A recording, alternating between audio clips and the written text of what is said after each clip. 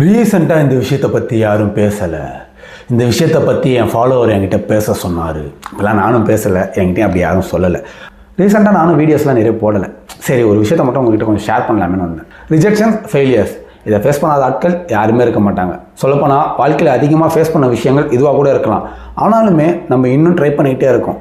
எவ்வளோ பெரிய விஷயம் இல்லை, நிஜமா நல்ல விஷயம் தான். என்னை பொறுத்த வரைக்கும் டெஸ்டினேஷன், ரிசல்ட், அதை தாண்டி அதை விட ரொம்ப முக்கியமாக பார்க்குறது அந்த ஜேர்னி, அந்த ட்ராவல் இருக்குல்ல. நம்ம எவ்வளோ எஃபோர்ட் போடுறோம், எவ்வளோ நம்மளை கற்றுக்க வச்சுக்கிறோம், நம்மளை இன்னும் எவ்வளோ க்ரூம் பண்ணிக்கிறோம். ரொம்ப முக்கியமான விஷயம், நம்ம எவ்வளோ பக்குவப்படுறோம். இது எல்லாமே தான் அந்த ரிசல்ட்டை விட நம்மளை இன்னும் அதிகமாக மேல் நோக்கி கொண்டு போகும் நான் நம்புவேன். அப்படி தான் நான் எல்லா விஷயங்களும் கொண்டு போகிறேன். எல்லாருமே எல்லா இடத்துலையுமே எஃபர்ட்ஸ் போடுறோம். ஆனால் சில விஷயங்கள் கை கொடுக்காம போகும், பரவாயில்ல. எல்லாருமே முதல் படி 10வது படிக்கு ஏம் பண்ணுறோம், தப்பே கிடையாது. ஆனால் 10வது படி கிடைக்கலன்னே எல்லாருமே டவுன் ஆகிறோம். அதுதான் பெரிய தப்பு.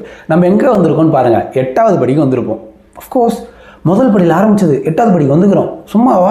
நம்ம எதிர்பார்த்த இடத்துக்கு போகலனாலும் அதுக்கு நெருக்கமான இடத்துக்கு இருக்கும்ல, அது போதாதா?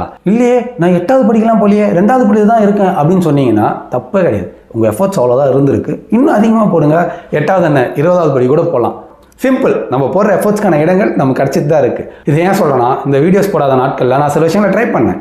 அது எல்லாத்துக்கும் ரிஜெக்ஷன்ஸ், ஃபெயிலியர்ஸ் தான் ரிசல்ட்டாக வந்தது. பரவாயில்ல, கற்றுக்கிட்டேன்.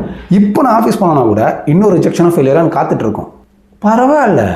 I keep try, I keep push myself and one day I reach the destination. ஆனால் அதுக்கு முன்னாடி இந்த ட்ராவல் என்னை இன்னும் எவ்வளோ பக்குவப்படுத்துதுன்னு பார்க்க போகிறேன். Keep try, keep push and keep travel. நன்றி.